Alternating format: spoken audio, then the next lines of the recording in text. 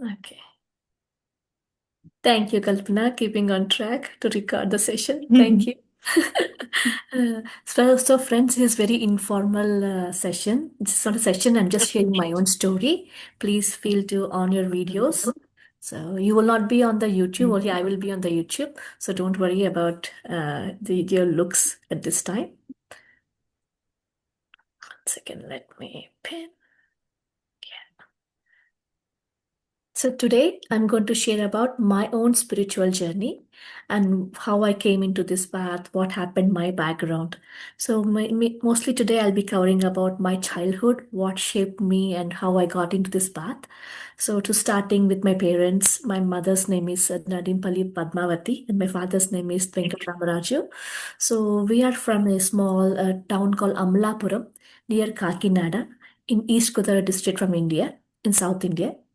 So as a kid, I was very well pampered. I was the youngest among all the children in my family, especially from my father's side.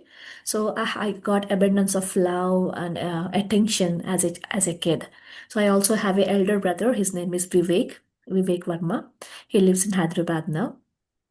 So I would like to talk more about my grandmother from my father's side, my father's mother, my Nanama. So she's a very special person and very simple, and she's like a minimalistic kind of person. So she had a great quest about spirituality, and as a housewife, right, she used to handle so many different people. So my grandfather is a very big landlord. He used to have a lot of fields, properties, all the cattle, that kind of personality. He's a very heavy build, dark in complexion. He takes the things very easily, and he's a great helper to the society. And he's very much towards his own dharma. He's very much into the righteousness, doing the things in the right way. That was what his personality was. And he's also served as a community leader, like Grama Panchayat, we have that presidency and all those things, leadership roles, right? He's one of the community leader. And apart from that, he used to help all his, what do you say, the workers, right? In the field workers, he used to take them, he used to take care of them as a family. He used to give money more than what they have. He has to pay to them, and something happens to the family. He used to be there. He's the first person to show up. If the worker had a small baby, he will go and see the baby first. So he doesn't have that lower caste, upper caste, superiority, inferiority. He don't have that kind of beliefs at all, right? But versus my grandmother, right? So she used to manage all these people, the workers who used to come to the home. She used to cook for all these people every single day, and we used to cattle at the home, about 10, 12 cattle with the baby calves and baby buffaloes. So there's lots of things happening around her, and it's like a male dominant society, right? So being a woman in such a small village with so much of work around her, so many people judging her, so many conditions on her, she had so many hardships and so much of struggle being a woman and handling all these situations together. So one of her friend introduced her to Ramakrishna Mission. So do any of you guys know about Ramakrishna Paramahamsa and Sharada Devi and Swami Vivekananda? So she got introduced to that society. It's called Ramakrishna Mission, and she really felt a peace when associating with the society, meeting so many gurus, getting the wisdom from them. So all her struggles used to be vanished when she goes to that mission and then listen to all this upanyasas, the wisdom sharings from all these great gurus. And she was also introduced to bhajans and meditation at that time. So slowly she's resolved all her problems through the spiritual practices. And there is a magazine called Ramakrishna Prabha, is to come home every month. So as a grandchildren, right, I used to go and visit her every summer and also during the Dasara vacations and the Sankranti vacation. So she used to read all the stories to us. I used to be very curious to listen to those stories. Oh, what happened? How do these things work? As a kid, I was very curious, and stories are my most interesting factor to go to my grandmother. And I also have my grandmother on the my mother's side. She's all into materialistic world. She used to always feed us more, take care of the physical needs as a kid. So she's very loving and very caring and overly protecting kind of nature. So that's another grandmother. So the my grandmother from my dad's mom had a very great impact on me. And one incident that really surprised me was, so as a part of this Ramakrishna Mission, it's the main headquarters in the Belur in near Calcutta. So these Swamijis came to South India to spread the word of Ramakrishna Mission, and they want to establish some ashrams in my hometown. But nobody came forward to buy the land. So, but my grandmother stood forward, and what she did was she gave all her jewels that she got from her mother's family during the wedding, and she bought 10 acres of land with the jeweler with donating all her jewelry.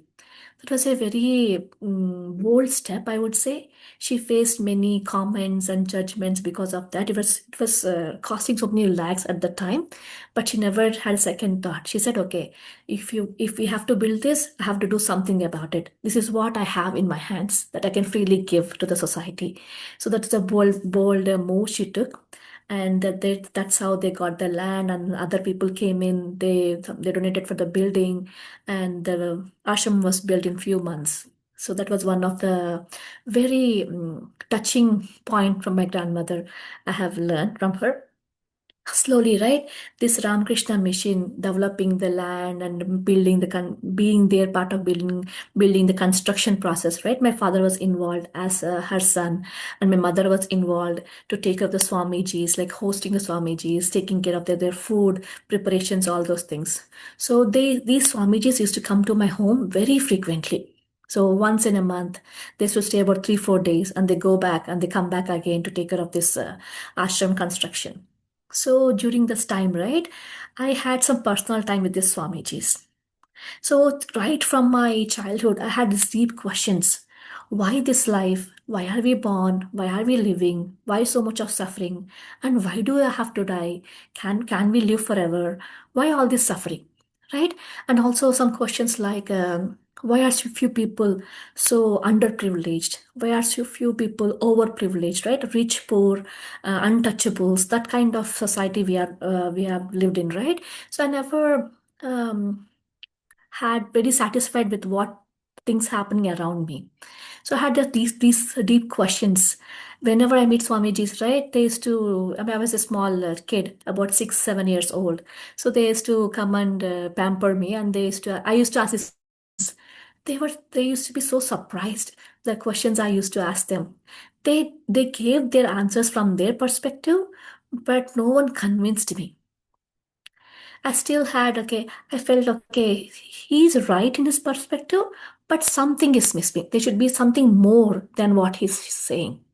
So, likewise, after a few years, my mother also got into serious spiritual quest. She had the quest to find who she was and what this is life about. And she went to so many gurus. So to name a few, Ganapati Satchidananda Swamiji, Paripurnananda Saraswati, um, this Swamijis from this Belur Mutt, Ramakrishna Mission, Ramachandra Mission, Om Shanti, you name it, she has been to so many gurus. And I used to tag along with her.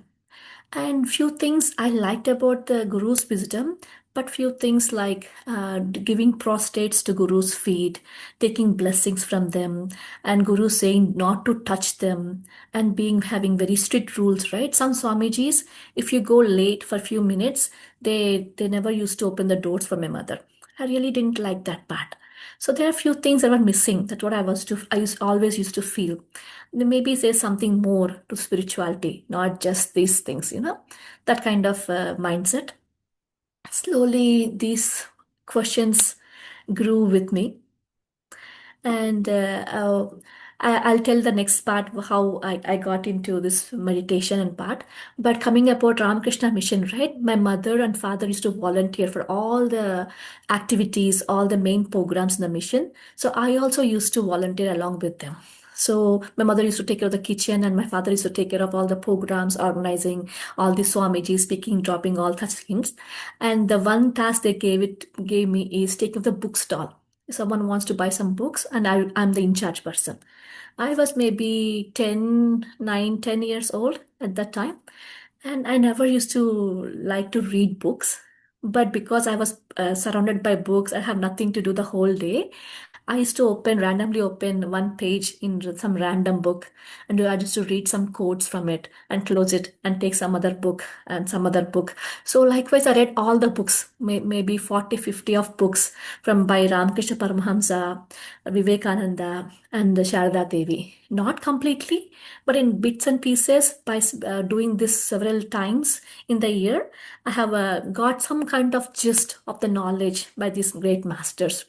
And one quote that really inspired me was, "Arise, awake, and not stop till the goal is reached." It's a very great quote, greatest quote by Swami Vivekananda that really, really shaped me in the future in my life. So, talking about Ramakrishna Paramahamsa, right? He's a very simple guy, but he's also have a greatest spiritual teachers from India, from Calcutta, and he's very popular for his being simple attire and intense meditations. People who met him used to go into trance in just few seconds. He was famous for that kind of experiences. And versus Sharda Devi, his wife, was into very compassionate person, and she used to feed everybody who used to come and visit them. And Ramakrishna Paramahamsa also used to worship Sharda Devi is to Ma Kali. And that was the biggest thing that that's a myth buster, that how to take care of the wife, how to worship, a woman. Back in those days, it was a big no-no for a man to worship a woman is a big mistake as a part of the society. So they face so many challenges, but still this society, this movement really, really grew really well afterwards with Swami Vivekananda coming into the picture. So that's my base of my spirituality. Likewise, my mother used to read so many books. She's a very voracious book reader. So every night before going to bed, she used to open a book and she used to read. She has a habit of reading a book before sleeping. So I used to lie next to her, and whatever she reads, right, I used to ask a question. Oh, mommy, what does this awareness mean? What is this karma yoga means? So she used to give answers. So we used to have very great discussions every single night about these books, and she used to share all her experiences. Oh, Divya, I met this kind of guru today. This is the book I read. All the gists of all these books and the wisdom she gained from all the masters. So that was my base of my spirituality. At the same time, around I think I was 10 years old, I also got into naturopathy. So many of you might know the person called Mantra Satyanarayana Raju. He's a pioneer of naturopathy and yoga, and he's our distant relative from my mother's side. So as after he's about when he's 20, 21 years, he wants to spread the word of naturopathy, and he wants to treat people in my village. So they asked us to accommodate him. So my mother and father readily agreed to accommodate him, and he lived with us for 1 year. So this the entire 1 year, right? He used to force me to drink lot of water, so not to eat salt, not to eat sugar, not to eat outside food. I was a kid, and I hated him to the most, because he was living with my family. He's continuously nagging to me, like to not to eat this food, the processed foods. And he used to encourage me to eat food without salt and especially sugar. And he used to wake me at 4 a.m. to practice yoga. And I used to be the model for all my parents and my friends and family who used to practice yoga. I used to show the asanas. I used to do the asanas first to show them how to do it, and they used to follow me. And this doctor used to correct them if they're doing something wrong or supervise them. So, but initially I didn't like this part, but that really, really good foundation how to follow natural principles for a healthy living. And now I really admire the him teaching all the principles, how to live a healthy and happy life, how to eat, how not to eat, what time to eat. Right? All these small foundation skills were laid by this Mantra Raj Garu. So I'm very, very fortunate to spend so much of time with him. He's a very, very hardworking, very simple, and yet very, very profound. He's a very powerful person. Yeah, from Yes. then to now, he hasn't changed much. His body has not aged much. So he's one of the greatest person that he's doing serving the world very well. So that laid my foundation for my naturopathy and yoga. Later on in my life, I understood the importance of this subject and importance of the science of naturopathy, and I got a degree in naturopathy and yoga. So the foundation was laid by him. So I should give the credit to all about to Manthi Satyaraj Garu. But apart from all these, right, I used to be a very active kid. I used to be in sports. I learned Veena. I learned dance. I used to be everywhere. I used to play chess. I got so many medals. I did so many performances on the stage with Veena and dancing.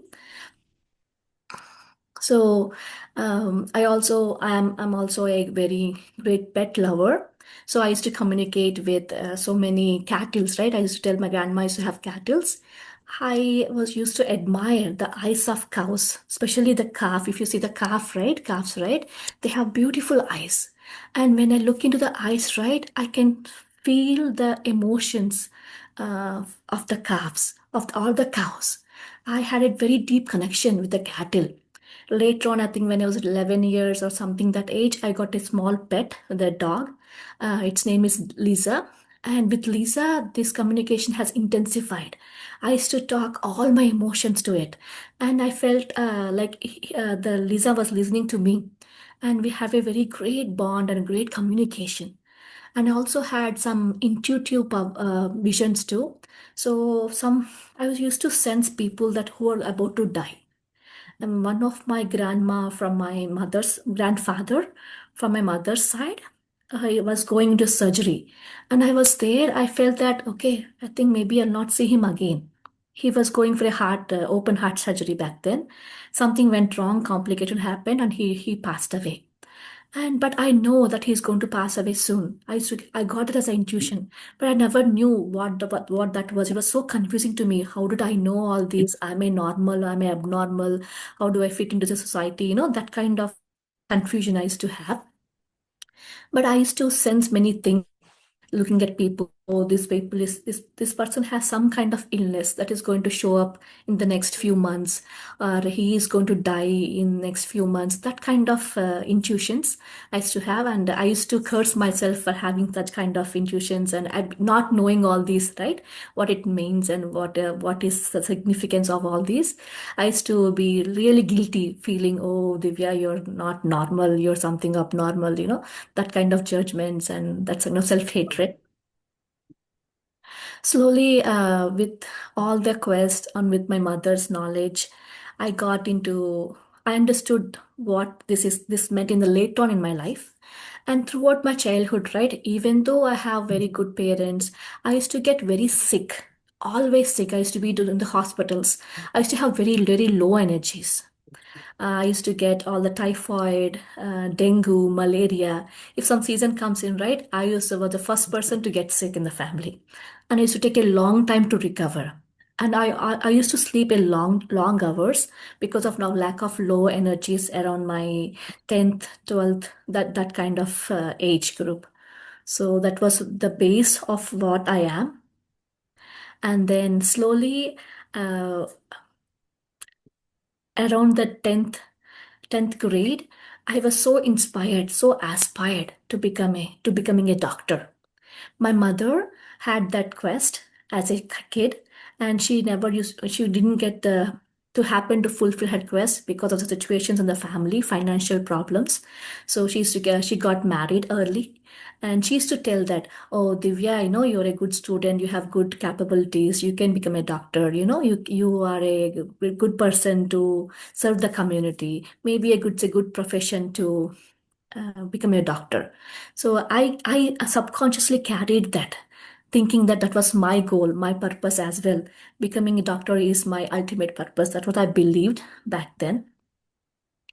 And slowly, after graduating from 10th grade, right, I fought with my parents saying that, uh, so mommy, I can't study in this area, in our hometown. If I be here, I will not have much educational opportunities. I want to move out from you guys and then get into better education, better schools in Vijayawada, residential schools which have very nice curriculum. So that's how I moved away from my parents. So this is the base phase of my life. I'll tell the rest of my story, how I got into meditation next week. So I would stop here. I think many of you might connect with my story. Maybe that you might have the similar childhood, like how I did.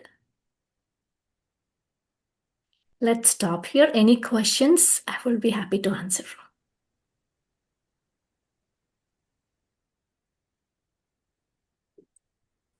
Wonderful, Divya. Nice. We want to hear more episodes from you. Thank you, Satya. Thank you. Yeah, it was wonderful.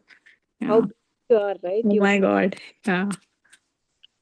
strong. It's such a nice journey. I'm still waiting what you're going to say. But next Yeah. week, when again, Divya, your session? Next Tuesday. Next Tuesday. Whatever I said today is very basic, but they have a connections with my next whatever happened in my life next. I'll share that. That's why I have to tell me all the stories about my grandmother and all these things. Yeah, awesome. Thank you for sharing. Thank you for joining. So, Divya, I have a question. Yes, yes. You said around your 10th to 12th grade, you had very low energies and you were falling sick, right? How did you take care of that? In terms My of, did my you? mom my mom took care of me. That's all. I used to go to hospitals, all the salines, all that kind of things, the materialistic things, Satya. Okay, not in terms of spiritual energy, is it? I haven't got into meditation yet at that point of time. Okay. Yeah, not yet. Yeah. Yes. Yes, Blossom. Divya, so nice to hear from you. It was Thank you, beautiful. Blossom. Thank you, Blossom. Oh, one more point I forgot to share. Around my eighth grade, I happened to visit my mother's brother, elder brother. He used to live in Ramagundam, a place called Ramagundam near Hyderabad. So I visited him the very first time, and I saw, y- yeah, in that place, right? What happened was, I was walking in a small street, so I saw a man killing a hen just in front of my eyes, and I saw the blood oozing out into the air and falling on the ground, and the hens, the head was wiggling on one side, the body is wiggling on one side, full of blood on the street, right? And that instant really moved me. That very moment, as it decided, okay, from today, I'm not touching any animal meat. That was my turning point. I just gave up meat from then. I didn't even tell to anybody. I didn't even care about whatever anybody would say to me. But I made a strong decision that day. I think I was around 12 or 13 years old, that age group. So I quit on that same day. But my after coming home, right, my mother, my grandmother, and everybody forced me to eat because I was used to be very lean and very weak, and I used to get sick frequently. They thought that eating all these foods will make me really energetic and build the muscles and give the energy. But I was super strong and super rebellious of not to do and not to touch anything. But they force feed me eggs for a few more years. And slowly, right, my body, whenever I eat eggs, I used to get bad diarrhea. I used to love eating eggs after a few years, but my body reacted in a way that I should not eat it anymore. So after 3 years of quitting the actual meat, I quit eggs as well. Despite of all these judgments, all this, even doctor used to tell, oh, give 2 eggs a day to this lady, this girl, morning one egg, evening one egg, so she'll get more weight, or feed her this brown bath, whatever, all these materialistic things, right? So I quit meat before getting into meditation. And I was the first But person in my family. Yes, wow. Blossom. So do you even now also do you have a power to see people like if they are sick or something? Um, I can guess, Blossom. I can Oh, sense wow. things. Yeah. Maybe I cannot tell pinpointedly what it is, but I Mhm. can sense people. Yeah. Wow. Yeah. Not very supernatural, but in a Mm-hmm. normal way. Yeah. Yeah, yeah, of course. Yeah. If you ask me, maybe I don't know. But naturally, if I see some people, if I feel that, I can sense few things. Yeah. Yeah, yeah.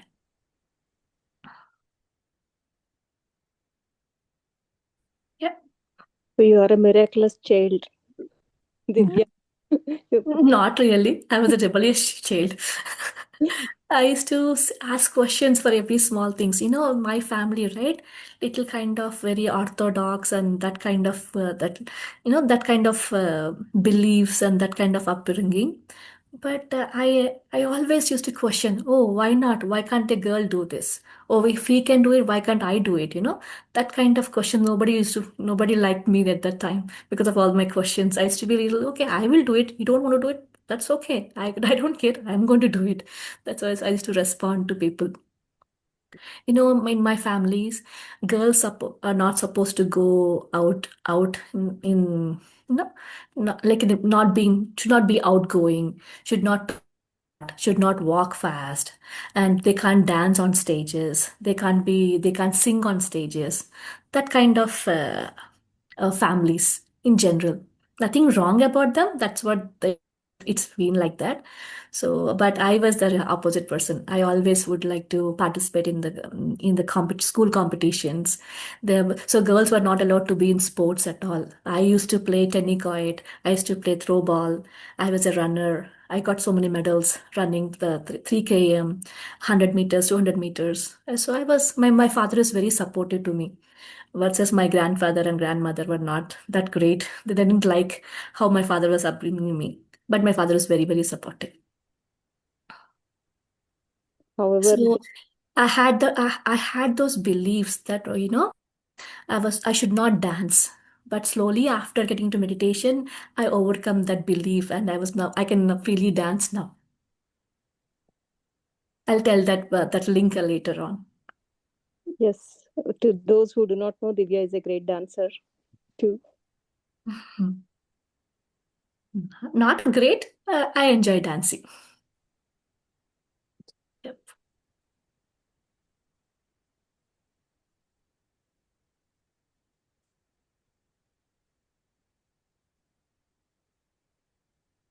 Divya, we have a question Yes. from, In the chat. yeah, in the chat from, Okay, so what is the question? I could not see the question, let me Geeta. read the question. From Sri Lakshmi.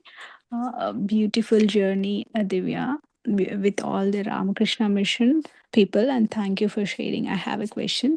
And with all spiritual experiences in your life, and how do you deal with adverse life situations with family? So what does that mean? And can the question be more specific? Sri Lakshmi, can you please go ahead and Lakshmi, if you don't mind, can you ask? And okay,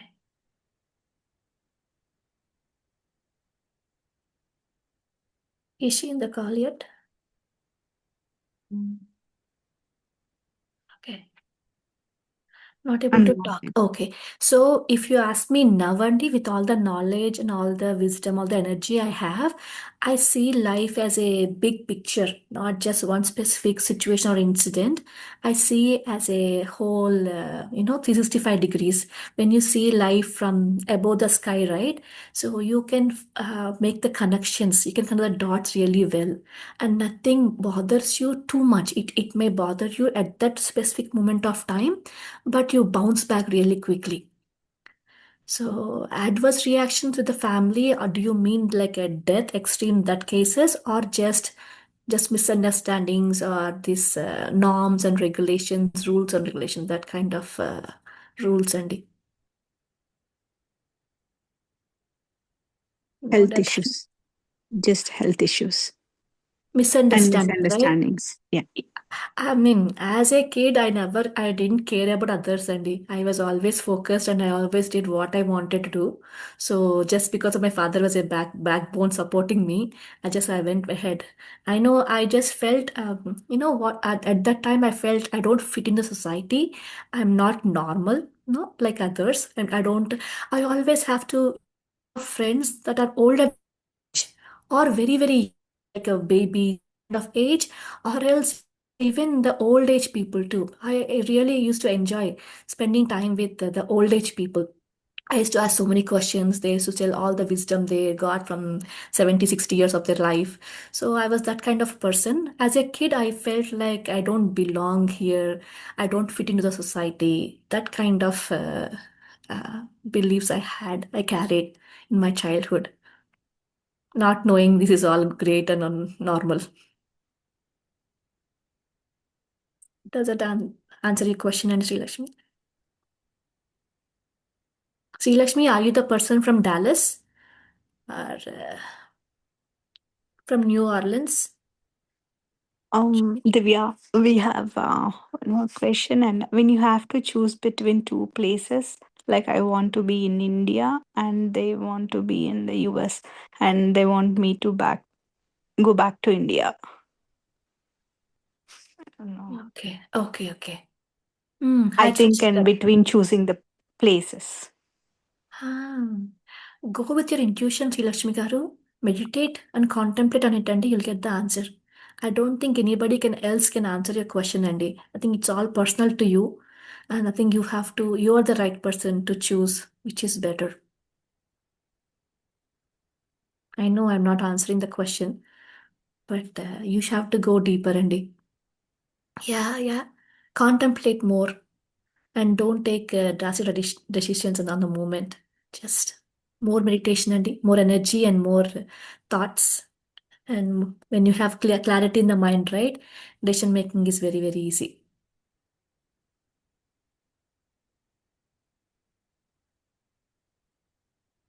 Yes, Andy.